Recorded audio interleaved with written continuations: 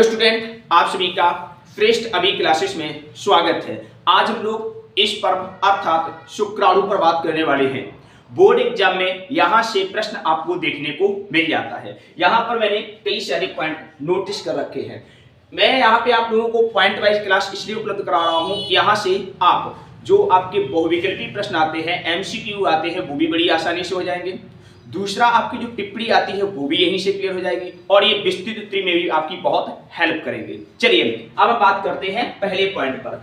इसे नर युग्मक कहा जाता है ना। शुक्राणु को नर युग्मक कहा जाता है। यह टैडपोल की आकृति के समान होता है। कोई पूछे शुक्राणु किसकी आकृति के समान होता है, तब आपका आंसर होगा टैडपोल की आकृति के समान होता है। यह अगुणित होता है। कैसा होता है? अगुणित होता है ना। ये पॉइंट याद होना चाहिए। कैसा होता है? अगुणित, है ना। सूत्र गुणिताएं देखी जाए तो कैसा होता है? अगुणित होता है। अगर इसमें गुणसूत्र की संख्या पूछ दे तो बता देना। गुणसूत्र की संख्या पूछे तो 23 बताना। कितनी बताना है? 23। ये भी पॉइंट याद रखना।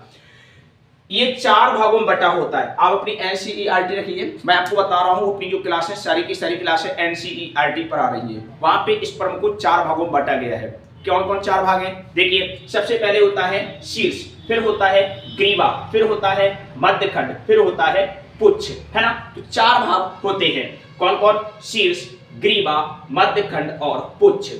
शुक्राणु निर्माण की प्रक्रिया को शुक्रजनन या स्पर्मेटोजेनेसिस कहा जाता है। वेरी वेरी इंपॉर्टेंट, कई बार क्वेश्चन में आपको देखने को मिल जाता है ना।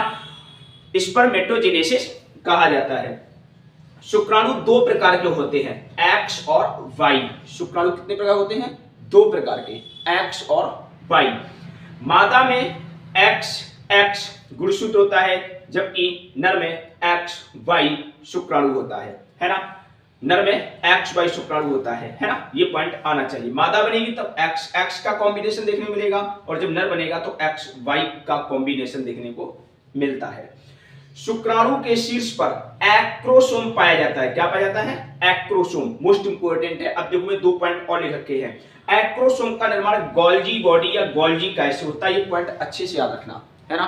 एक्रोसोम का निर्माण किससे होता है? आप कहोगे सर एक्रोसोम का निर्माण गोल्जी बॉडी से होता है, फिर हिंदी में बोलो तो गोल्जी काय से होता है। एक्रोसोम अंडाणु की परत को नष्ट करता है। क्या करता है? अंडाणु की परत को नष्ट करता है। एक पॉइंट और याद रखना, एक्रोसोम में जल अपघटनी एंजाइम पाए जाते हैं। क्या पाए जाते हैं? जल अपघटनी एंजाइम पाए जाते हैं, है ना। आइए अगला पॉइंट देखते हैं। शीर्ष में जो स्पर्म का यानी शुक्राणु का जो शीर्ष होता है, जिसे आप हेड बोलते हो, उसमें गुणसूत्र युक्त केंद्रक पाया जाता है। क्या पाया जाता है? शीर्ष में गुणसूत्र युक्त केंद्रक पाया जाता है। बताइए कितने गुणसूत्र होंगे? आपका आंसर होगा सर 23 गुणसूत्र होते हैं। कितने गुणसूत्र होते हैं? 23 गुणसूत्र होते हैं। पॉइंट याद रखना, है ना। और सूत्र गुणिता बोले तो अगुणित बताना, यानी एन। आगे लिखा है मध्य खंड में माइटोकॉन्ड्रिया पाए जाते हैं। ये आपके बोर्ड एग्जाम में पिछली बार पूछ लिया गया था कि स्पर्म में माइटोकॉन्ड्रिया कहां पाए जाते हैं, तो आपका आंसर होगा मध्य खंड। इसीलिए स्पर्म के मध्य खंड को ऊर्जा का बहुत अच्छा स्रोत कहा जाता है, या पावर हाउस कह सकते हो। एनर्जी के लिए सबसे अच्छा जो माध्यम है, जो स्थान है जहां एनर्जी जनरेट होती है, उत्पन्न होती है, वो कौन होता है? मध्य खंड होता है, जो ऊर्जा का स्रोत कहलाता है। मैथुन के समय मानव 20 से 30, एक बार की बात की गई है, ठीक है। मैथुन के समय मानव 20 से 30 करोड़ शुक्राणु मुक्त करता है।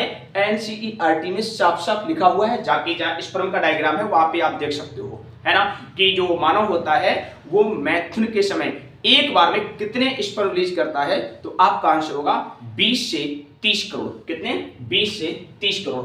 अगला पॉइंट है, मानव में सामान्य उर्वरता के लिए 60% शुक्राणु पूर्ण विकसित व सक्रिय होने चाहिए। यानी यदि कोई मेल है और वो संतान चाहता है, तो उसके जो टोटल शुक्राणु है उसका 60% हिस्सा पूर्ण शुक्राणु ऐसे 60% शुक्राणु ऐसे हों जो पूर्ण रूप से विकसित होने चाहिए।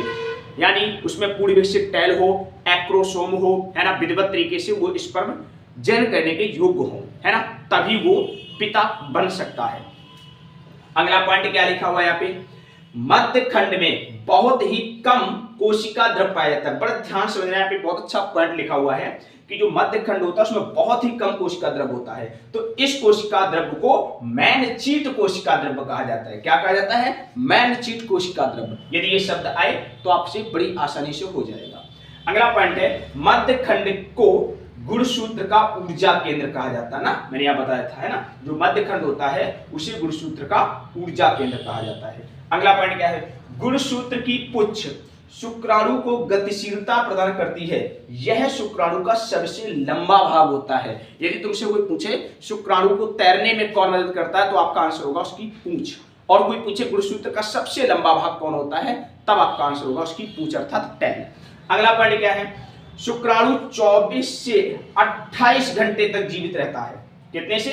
24 से 28 घंटे तक। यदि इसको अंडाणु 24 से 28 घंटे तक मिल जाता है तो निषेचित कर देगा। यदि इसके बाद अंडाणु मिल रहा है तो फिर निषेचन नहीं कर पाएगा, अर्थात उसका जीवन काल समाप्त हो जाएगा और नष्ट हो जाएगा। एक्स गुणसूत्र बड़ा होता है, वाई गुणसूत्र छोटा होता है। ये पॉइंट याद रखना, ठीक है ना। यदि एक्स और वाई में बात की जाए तो वाई छोटा होता है, एक्स बड़ा होता है ना। ये कहाँ मिलेगा? एनसीईआरटी क्लास 12 चैप्टर 5 में देख सकते हो। जब मेंडल द्वारा जो टॉपिक है, चैप्टर है, वहां पर आपको हैकल ने लिंग पर बात की हुई है ना, जहाँ पे लिंग पढ़ाया गया है पक्षियों का, है ना, मानव का भी उसमें बताया गया, वहीं पर जाके आप देख सकते हो।